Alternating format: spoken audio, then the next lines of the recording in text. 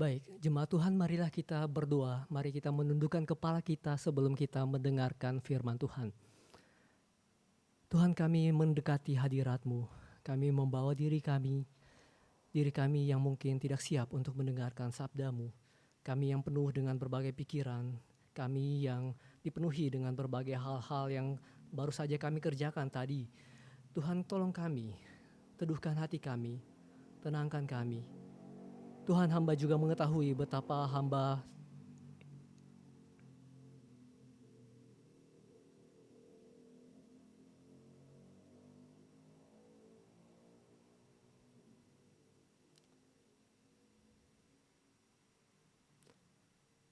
Bapa yang mengasihi kami datang ke hadirat-Mu, memohon kiranya Engkau boleh menolong kami, kiranya Engkau boleh menerangi kami.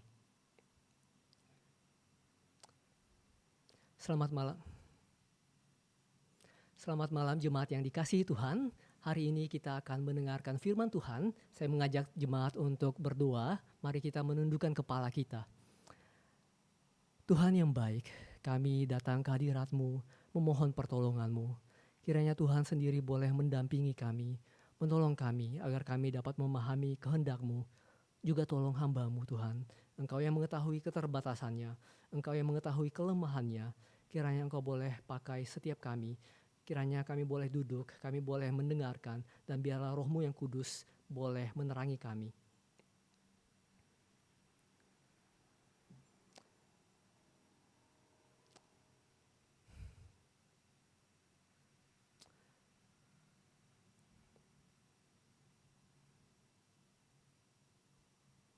Selamat malam jemaat yang dikasihi Tuhan, mari kita berdoa sebelum mendengarkan firman Tuhan. Tuhan, kami mendekat kepadamu, memohon pertolongan-Mu. Kami mengakui kami tidak selalu siap untuk mendengarkan sabda-Mu. Berbagai pikiran mungkin datang dan pergi di hati kami. Tolong kami untuk dapat memahami sabda-Mu. Tolong kami untuk dapat mengerti. Berikan kami roh yang taat, dan juga tolong hamba-Mu dalam kelemahannya. Kiranya Engkau boleh menolong, kiranya Engkau boleh menyinari, dan Engkau boleh memberkati setiap kami. Terima kasih Tuhan. Kami berdoa di dalam nama Tuhan Yesus Kristus. Amin. Saudara, tema kita pada hari ini adalah fungsi keluarga. Fungsi keluarga. Saudara, memang ada berbagai kasus yang spesial dalam berbagai keluarga yang kita dapat kenali di dunia ini. Ada situasi misalnya beberapa waktu yang lalu seorang gadis berusia 17 tahun di Colorado, Amerika Serikat, gadis Asia, dia tertangkap karena menikam ibunya 151 kali di wajah dan di leher.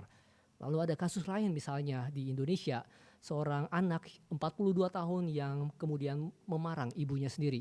Menurut pembelaannya, anak ini, sang ibu lebih dulu menyerang dia, tetapi kemudian parang itu jatuh dan dia mengambilnya, dan kemudian dia membacok ibunya. Atau ada juga kasus di Sulawesi Selatan, di mana seorang bernama Jonathan dilaporkan oleh istrinya. Karena setelah 2 tahun pernikahan mereka, istrinya kemudian mendapati bahwa ternyata Jonathan ini terlahir sebagai seorang perempuan. Dan Jonathan bukanlah seorang lelaki sejati, karena jenis kelamin yang sejati adalah wanita.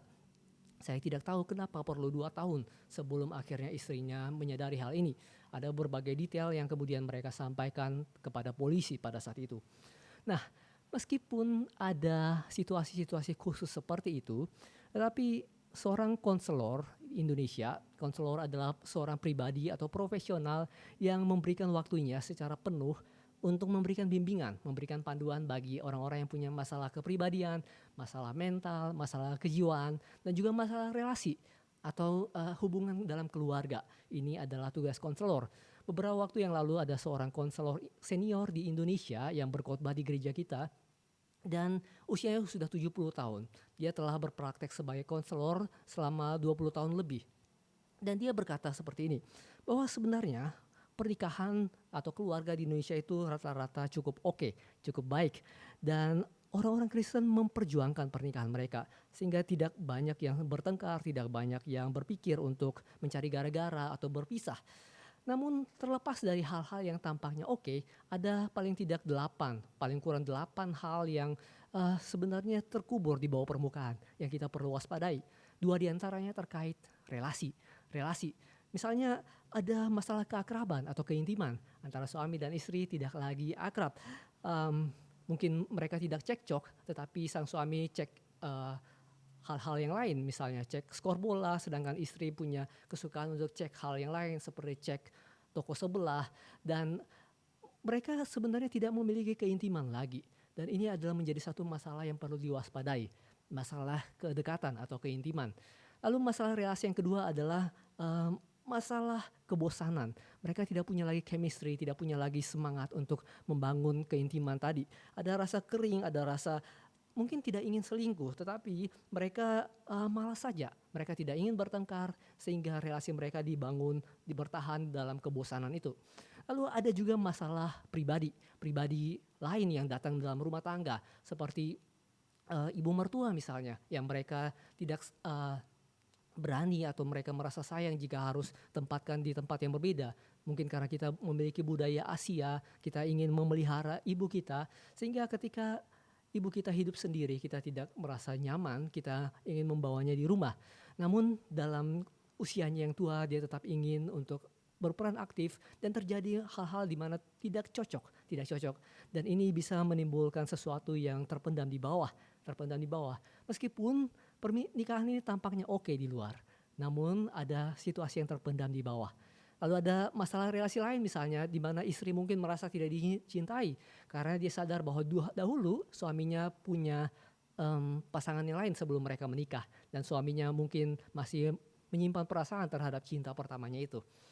Dan ada faktor yang ketiga tentang pribadi ini. Kalau tadi mertua, lalu mantan, lalu ini faktor yang ketiga adalah kepribadian dari pasangan kita sendiri. Dimana mungkin kita tidak nyaman dengan hobi-hobi mereka. Suami lain kok hobinya memancing, sedangkan suami kita mungkin hobinya memancing keributan. Suami orang lain memancing ikan, sedangkan suami Anda mungkin memancing masalah sama orang lain. Ada hal-hal di mana kita tidak nyaman dengan pribadi itu. Lalu masalah lain adalah performa. Misalnya keluarga lain suaminya bekerja keras dan sudah mampu untuk membeli tiket atau untuk liburan pesiar ke Kanada misalnya. Sedangkan keluarga Anda cukup berkecukupan, cukup pangan, makan, cukup punya rumah, pakaian, tetapi tidak bisa liburan ke Kanada. Paling jauh bisa ke Kanadian di kota wisata, sama-sama Kanada. Tapi ini di Kabupaten Bogor. Dan ini bisa menimbulkan sesuatu yang terpendam di bawah. Demikian juga perasaan suami terhadap performa istri misalnya. Misalnya sang istri masak pop mie saja tidak tahu caranya, bahwa pop mie itu tidak boleh ditaruh di kompor, tapi cukup disiram di air. Saudara, hal ini bisa menimbulkan masalah. Pernikahan tampaknya oke, tetapi ada hal-hal yang terpendam di bawah. Dan ada masalah lain seperti masalah gairah, masalah menopause, dan masalah-masalah lainnya. Ini baru antara suami dan istri menurut sang konselor senior ini. Sehingga hari ini kita perlu mengingat tentang dua fungsi keluarga. Kita menyadari bahwa fungsi keluarga sebenarnya ada lebih dari dua, saudara. Mungkin ada macam-macam fungsi keluarga, tetapi hari ini saya akan mengelompokkannya menjadi dua saja. Kita akan mengingat hal-hal yang sebenarnya kita sudah ketahui, tetapi mari kita menyegarkan pengetahuan kita ini lagi dengan situasi kita saat ini. Kita kaitkan dengan kondisi kita pada saat ini, dan kiranya Tuhan boleh berkata-kata kepada kita. Yaitu dua fungsi keluarga, jika kita boleh kelompokkan dari banyak fungsi keluarga menjadi dua, adalah dua S, yaitu sakramen dan sanctification. Kita akan lihat satu persatu. Sakramen, yang dimaksud sakramen adalah tentang bagaimana kita memperlihatkan sesuatu yang tidak kelihatan di dalam dunia kita yang saat ini. Sakramen sama seperti sakramen perjamuan kudus, di mana roti dan anggur itu melambangkan sesuatu yang tidak kelihatan, sesuatu yang ada di masa lalu ketika Kristus memberikan tubuh dan darahnya bagi kita. Ketika kita melihat roti dan anggur, kita mengenang sesuatu yang kita tidak lihat lagi saat ini. Inilah sakramen. Dan sama seperti itu, keluarga juga adalah sakramen. Di Efesus pasal 5 kita menemukan tadi bagaimana Yesus menggambarkan seperti ini. Di Efesus pasal 5 kita baca sama-sama. Hai suami, kasihilah istrimu sebagaimana Kristus telah mengasihi jemaat. Hai suami, kasihilah istrimu sebagaimana Kristus telah mengasihi jemaat. Saudara, Paulus seolah-olah mengatakan bahwa kasih Kristus kepada istri adalah sakramen, adalah upaya untuk menunjukkan, adalah suatu jendela di mana ketika kita melihat jendela itu, kita tidak menyadari kehadiran jendela itu. Kita menyadari ada satu pemandangan yang lebih besar dari jendela itu. Dan inilah sakramen. Ketika orang melihat kasih dalam keluarga, mereka seharusnya menyadari, teringat pada kasih Kristus kepada jemaatnya. Inilah sakramen, keluarga sebagai sakramen. Saudara, di satu negara maju ada seorang konselor senior, seorang hamba Tuhan, usianya saat ini mungkin 70-an tahun, dan dia telah melayani selama 40 tahun. Dan dia memberikan satu kisah pada satu seminar waktu itu. Dia berkata seperti ini, saudara bayangkan sekarang pukul 10.30 malam dan anak Anda yang masih sekolah datang, dan dia berkata, "Pak, Ma, aku ada PR IPA yang harus dikumpul besok, dan ada hal-hal yang perlu aku beli." Nah, sebenarnya saudara tahu bahwa gurunya tidak mungkin baru memberikan PR ini kemarin, tapi mungkin sudah sejak zaman dulu, sejak mungkin tahun 1945 sebelum Indonesia merdeka, gurunya sudah memberikan PR ini. Dan kita sudah mulai agak kesal, bukan? Tetapi anak-anak itu cukup pandai, sehingga mereka mulai dari yang mudah dulu. Aku untuk PR IPA ini perlu papan. Waduh, nggak ada papan di rumah. Tapi untung ada karton dan lakban. Sehingga kita bilang, oke, kita akan pakai karton dan lakban saja. Lalu anak itu bilang, aku juga perlu spidol. Waduh, spidol warna. Rata-rata spidol warna kita udah kering, udah mati, bukan? Namun karena kita orang Kristen, kita percaya pada kebangkitan yang mati, maka spidol pun bisa dicampur mungkin dengan air atau thinner, sehingga bisa hidup kembali sesuai dengan ajaran kebangkitan orang Kristen. Lalu karena anak-anak pintar, nanti bagian susahnya mereka taruh di belakang. Mereka berkata, terus aku juga perlu 12 ekor anak ayam. Atau apapun benda yang sulit yang tidak mungkin kita dapatkan pada malam hari. Nah, pada saat itu seperti apa reaksi kita? Tanya hamba Tuhan ini, konselor ini ketika memberikan seminar itu. Kadang-kadang kita jadi marah, bukan? Kita berkata, zaman papa mama kecil dulu ya. Kalau perlu 12 ekor ayam itu papa cari sendiri tuh telurnya, bahkan papa erami sendiri tuh telurnya. Mana papa mau sampai minta-minta sama orang tua seperti ini? Apalagi tengah malam, hampir malam seperti ini, siapa yang jual? Nah, setelah kita ngamuk seperti itu, kira-kira anak kita mungkin akan bersyukur, bukan? Untung saya punya orang tua seperti ini, orang tua yang sangat bijak dan sangat penyayang. Dan saya berharap kita lebih sering ngobrol di kedepannya, kita lebih sering menceritakan situasi saya nanti ke depannya. Tentu tidak seperti itu, bukan saudara?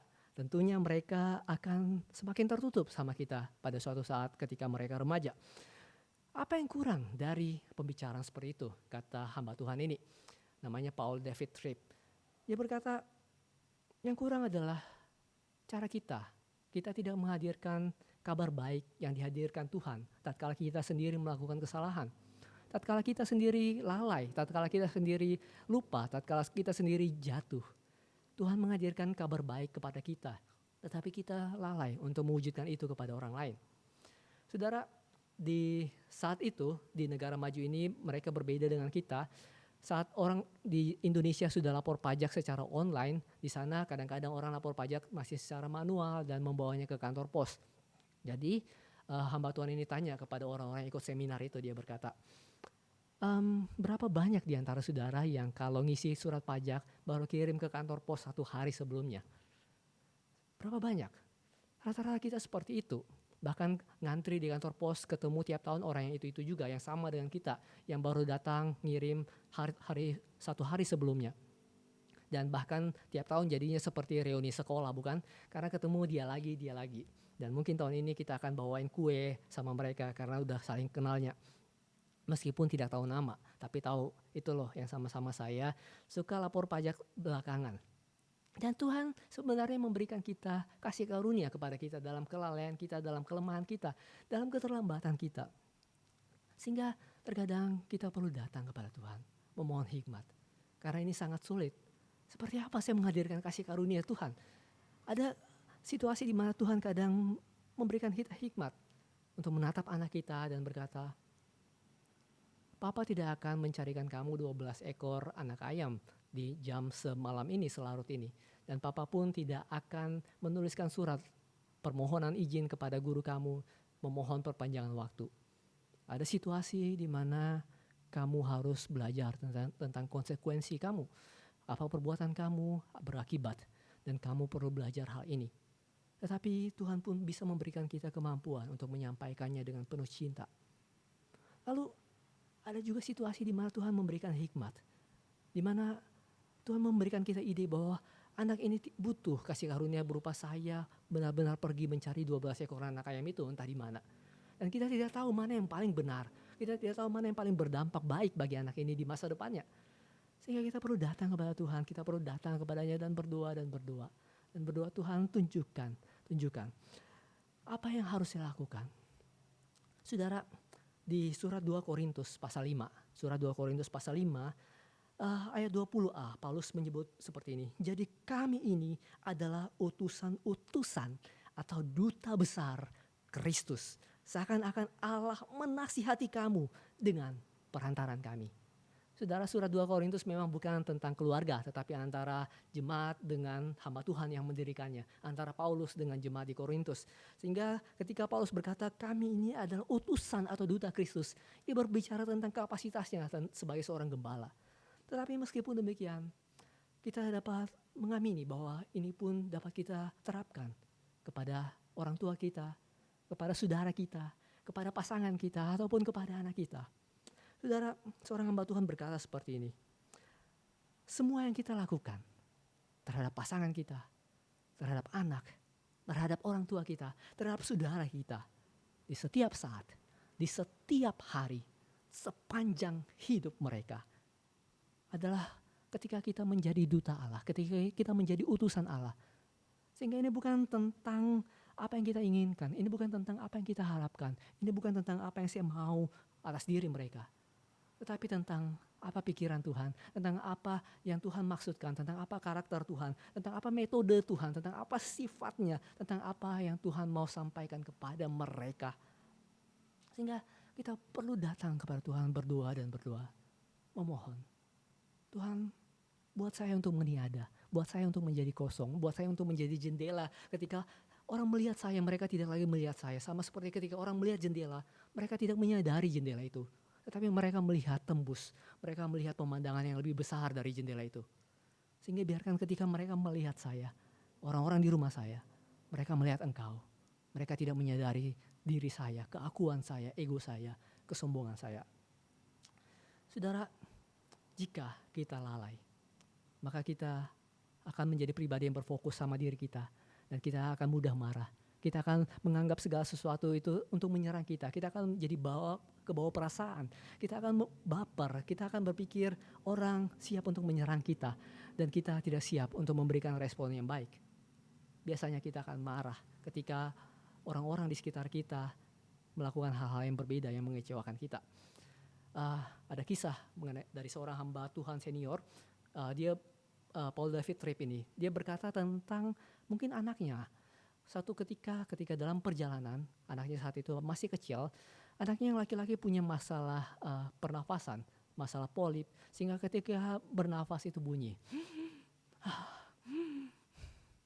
Lalu di sampingnya ada putrinya, saat itu juga di mobil yang sama, mereka anak-anaknya duduk di bangku belakang, dan setelah dalam perjalanan sang anak putri berkata, "Pak, si Dede yang cowok ini ganggu."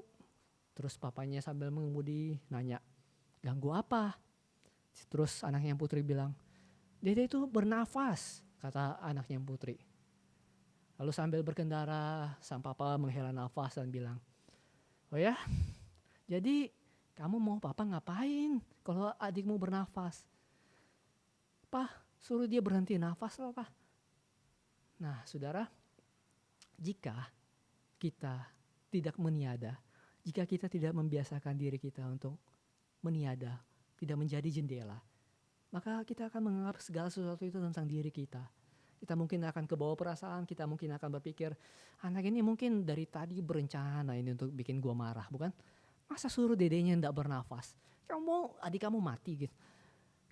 Kita bisa membawanya berpikir ini tentang diri saya. Kita berpikir kita yang diserang ketika kita tidak meniada.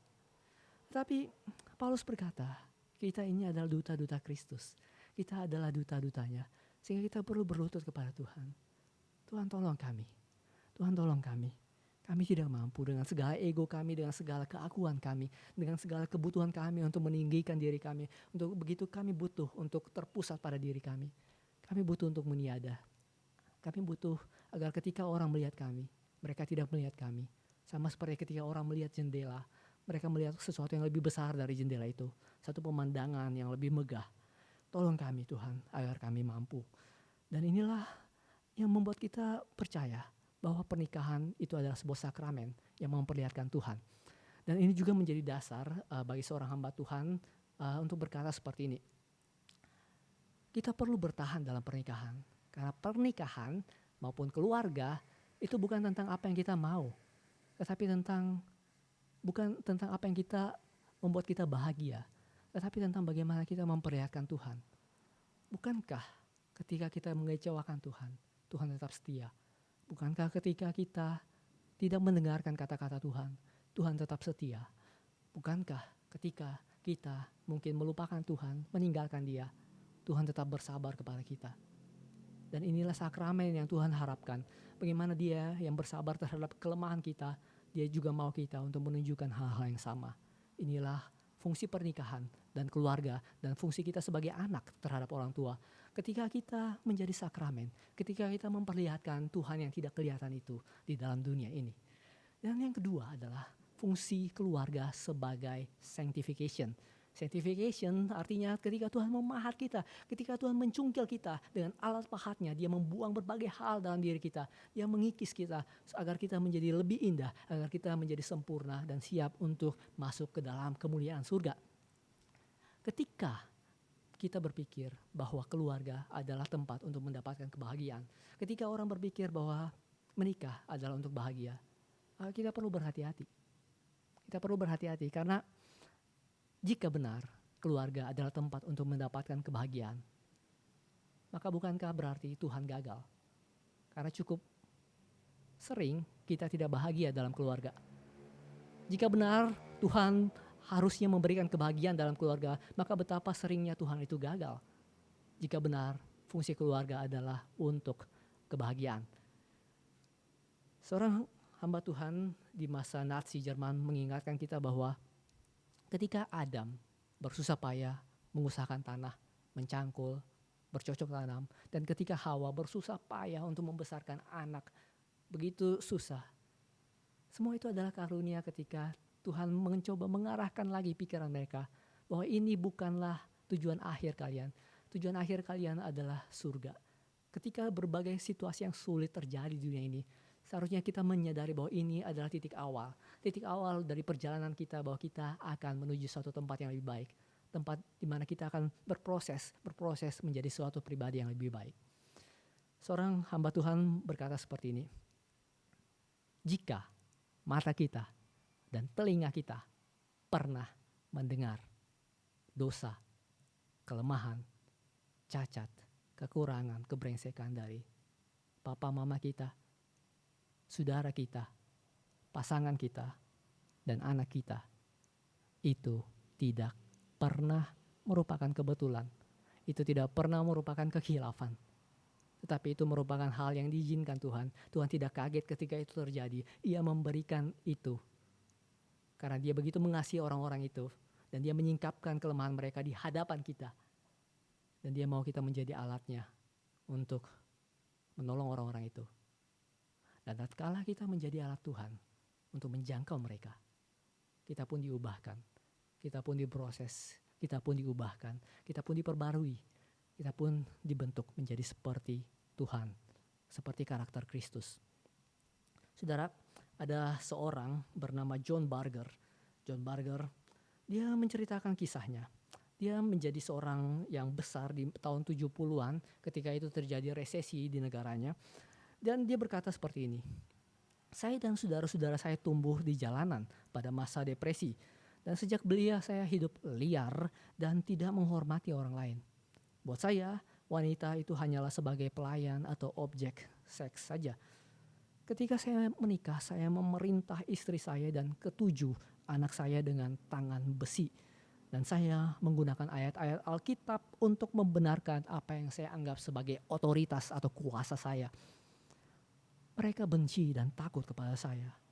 Tetapi mereka tidak berani menentang saya. Susan dan anak-anak tidak merasa dicintai.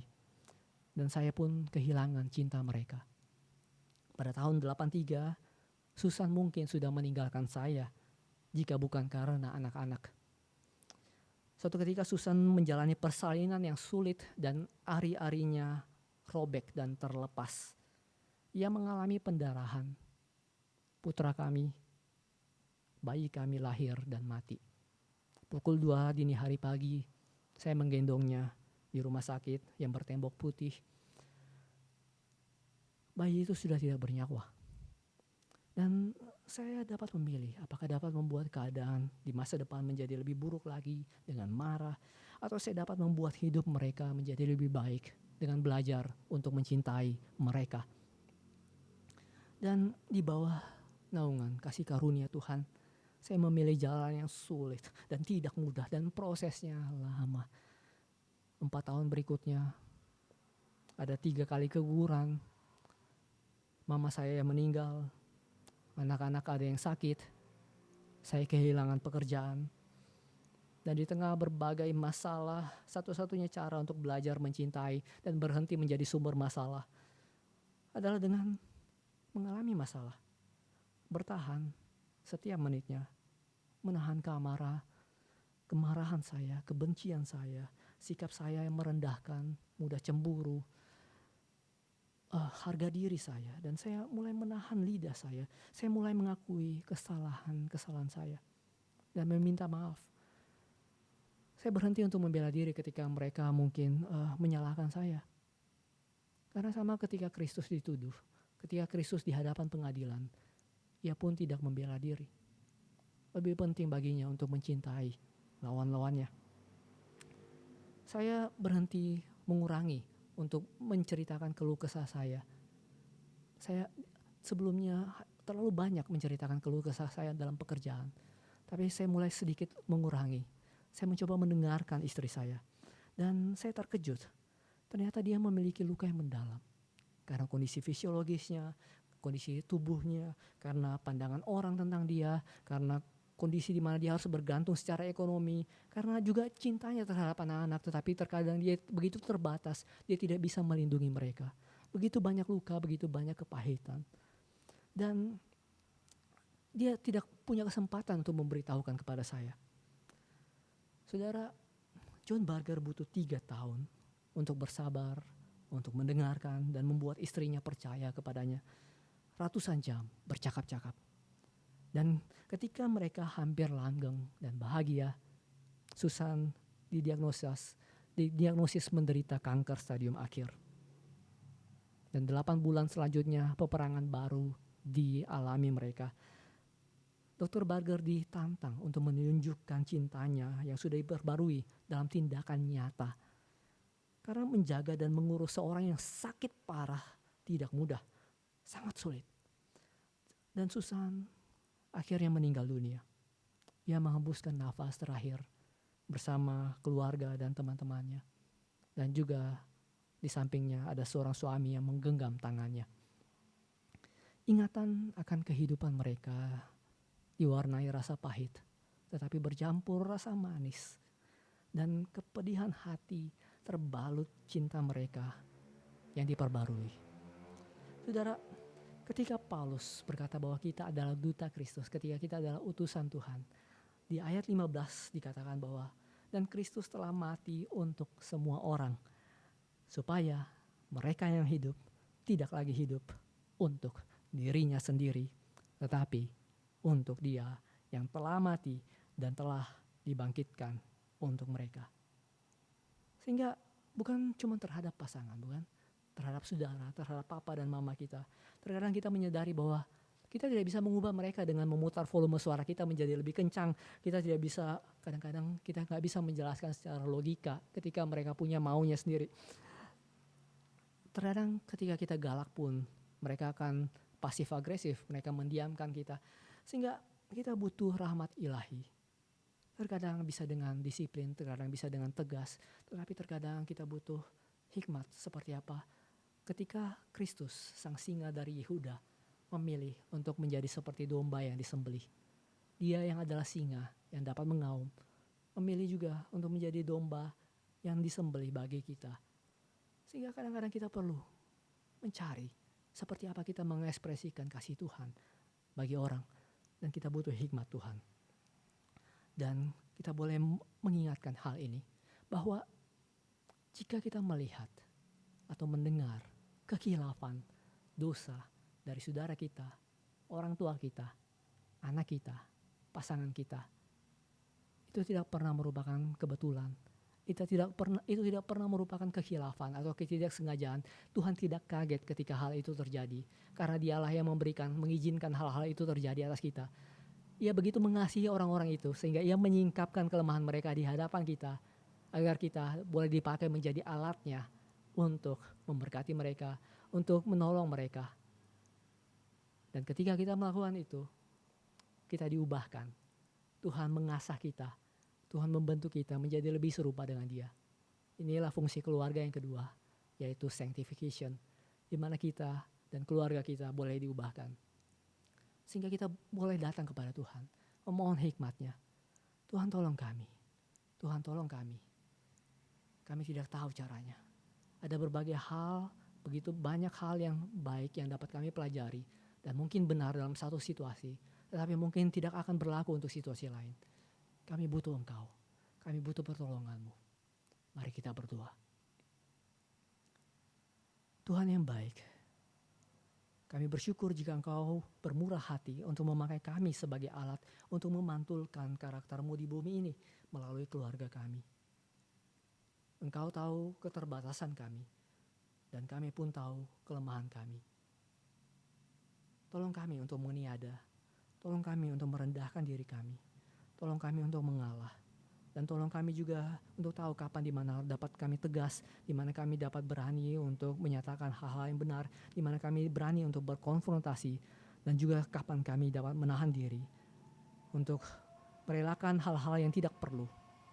Berikan kami hikmat, berikan kami perkataan-Mu, berikan kami kerelaan-Mu, berikan kami tangan kasih-Mu, berikan kami cambuk-Mu, dan berikan kami juga apel-Mu, seperti yang dikatakan Martin Luther, ketegasan dan cinta-Mu. Biarlah kami sungguh dapat mewujudkan kerajaan-Mu, kemuliaan-Mu di dunia ini. Ini doa kami ya Tuhan. Kami berdoa di dalam nama Tuhan Yesus Kristus. Amin.